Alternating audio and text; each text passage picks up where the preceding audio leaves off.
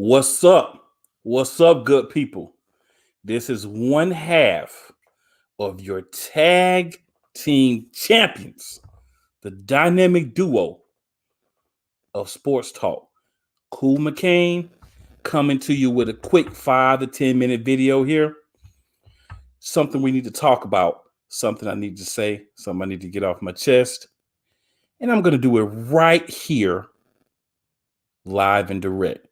But before we get into that, as we do when we start every show, just want to remind you who we are. Let's go. The Play Call.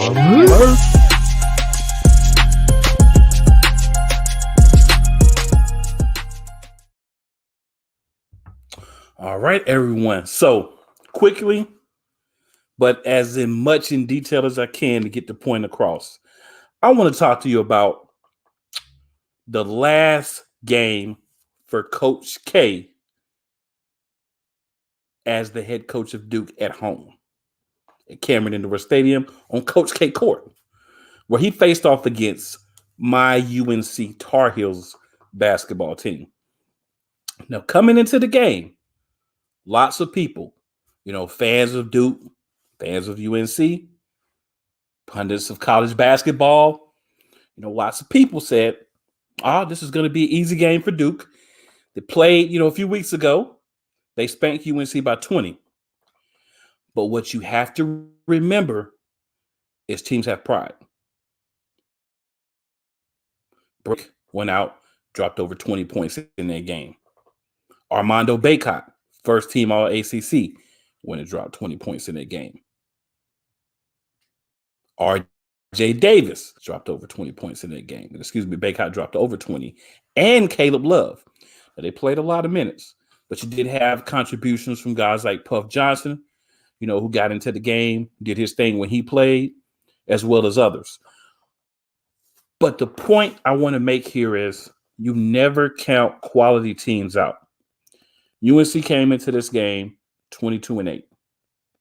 A lot of people were saying that they didn't even have an opportunity to make it to the NCAA, tournament, and that there was no possible way, no way at all, they could win this game or make the playoffs. There are still people who to this day right now say there's no way UNC is going to be in the tournament. Guess what? UNC has climbed to number 25, so they are now like top 25 team in the country. A lot of that is off the strength of the win versus Duke, but also you don't jump from 70, 60 to 25, right? You don't do that. UNC has been playing quality basketball.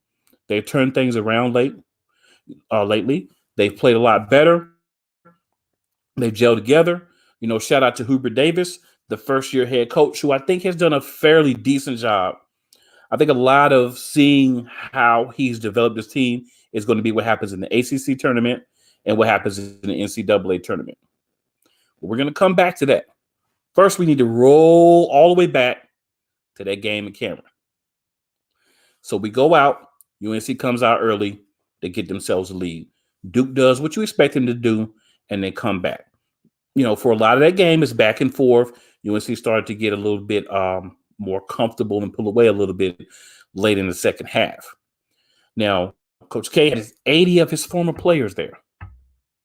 He did like a small ceremony for him before the game. He did another ceremony for him after the game. I want to stop a minute, and I want to say this before I go any further. Congratulations to Coach K. He had a great career at Duke. He built Duke into a very good powerhouse in the ACC. So I want to give him his props, and I'm not saying that because of this loss that sullies his legacy completely.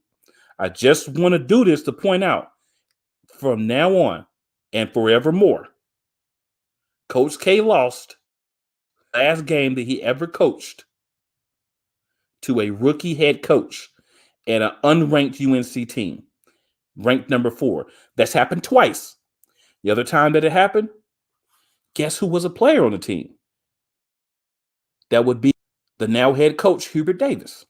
So shout outs to him for being part of 2 times that an unranked UNC team goes into Duke and beats them. And they're ranked number 4 both times at home. It's not easy to do.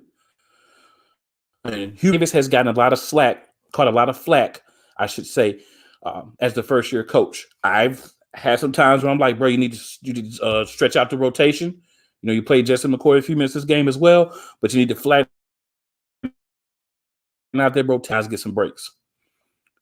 That makes sense. And it is something to work on, but you don't expect a first-year coach to be perfect. You expect him to come in and get better as the year went on, just like you do a rookie player or a freshman in this case, and that's what he's done. He's shown the willingness we needed to at least go to the bench. I anticipate him becoming better as he moves along in 2, 3, 4 years. Now, back to this season. Duke was a better team based on how they played all year, right? Let's be honest. Start to finish, there's a reason why they're 4, and we just barely got to 25 by beating them. There's reasons for that.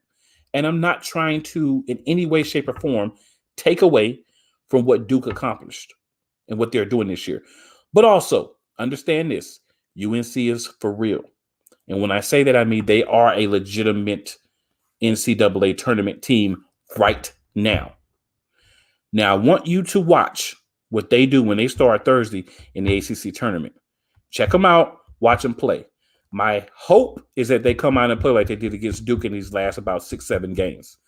That's the team that I wanted to see, with the veteran leadership on the team and having a guy that's been on that staff for a while moving into being the head coach. So, Duke, I expect you to do great things in the tournament, but I want you to remember, Coach K's last game ever was spoiled by the UNC Tar Heels, coached by rookie head coach Hubert Davis. And I have said that a few times, and this probably won't be the last time before this video is over. But also, so seriously, for those of you who believe that UNC has not done enough to be in the NCAA tournament, there is no way to satisfy you. You have an insatiable expectation of anyone. They have 2 wins in quadrant 1. They only have 1 loss in quadrants 2, 3, and 4 together. So they beat a lot of teams that they are supposed to beat. And the quadrants, I'm going to simplify the time because it can take a while to try to explain that.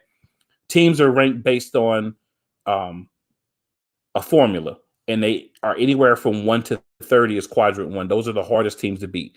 You can have a team that you beat that's a quadrant 1 team, and then they lose and drop out of that top 30, and then they become a quadrant 2 team. And I'm using 30 as an arbitrary number just so we're clear.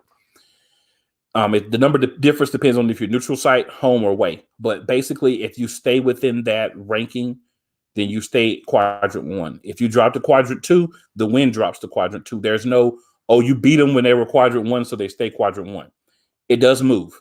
So UNC has had 9 games there and only won 2 quadrant 1 games. So that's something that is concerning, but a lot of those games were earlier in the season. Of course, Duke was a quadrant 1 team that they lost to as well. Things happen. You can't beat everybody every time. But I just want to say that at the season, that was a big boost for UNC to win that game. That was something that helps them propel themselves into the ACC tournament and the NCAA tournament. Now, back to where I was at a few minutes ago, where I didn't want to get ahead of myself. I'm not going to sit here on this live and say, hey, UNC is going to be a team that contends for a national championship as a Final Four team. You get in there, you hit momentum, you play hard, anything can happen. But looking at how their season has been, there's going to be at least one game where they're not as consistent as they need to be as a group, where they may get tired because they're playing, with 1 day's rest, maybe a couple of days rest between. So they're going to have to be better. That's something that's going to be on the coach to recognize that and say, okay, I've got to cut back on those minutes. I've got to work other guys in like a Kerwin Walton, some of those other guys off the bench. I've got to work those guys in because I need to give these guys a break. But shout out to them for what they've been able to do with this, kind of turnover in the coaching staff. Shout out to the ACC as a whole. It's been a down year, but we are going to get multiple teams into the tournament. And then once you get in the tournament, it's all about just winning. Just win, baby. So all I'm going to say to close this out is simply, again, UNC, big win, ruining Coach K's final home game and his celebration. Coach K, you took it with class. Much respect to you for that. You did have one of your coaches that was a little salty in the handshake line. We really shouldn't be doing that, but it is what it is. I mean, you're there to teach the kids on the team to have sportsmanship, but you're going to be salty because you caught an L. It is what it is. It happens. But at the end of the day, we're both going to be in the NCAA tournament, and that's the time to show people, hey, the ACC had a down regular season. The ACC had a down beginning to the season or whatever. A lot of teams are not ranked where they usually are. But guess what? It's tournament time. You go out there and you beat some teams in the tournament. No one's talking about what you did in the regular season. So all I'm going to say is go UNC. Even to an extent, go Duke. Because I'd like to see Coach K get a couple of wins. I'm not going to be that type of hater. Go all the rest of the ACC teams that are going to make the tournament. I'm not going to take the time to name them because this video was mainly about UNC, the game versus Duke, and their season. They overcame a lot. They had some embarrassing losses, but they were against good teams. But they had some embarrassing losses and some good wins. So UNC, we're going to keep going. We're going to make this run, try to win a couple of games in this ACC tournament, maybe even a championship. And then we're going to try to go to the NCAA championship tournament, and we're going to do the best to win that we can. So shout out to the ACC. Shout out to everybody who actually takes the time to watch this when you see it. And just want to say, man, this is your boy, Cool McCain, one half of the Play Callers. Every Friday night at 7 p.m. Eastern Standard Time, be here. Check us out. Fire's here. This is where you want to be. Shout out to my co-host, Cool. About to shout out myself as my co-host. What am I doing? Shout out to my co-host, Stephen Box. Shout out to Sideline Sports. And just so we're aware, I want to let you know on this outro who we are one more time. Let's go. UNC, let's get it. The play call.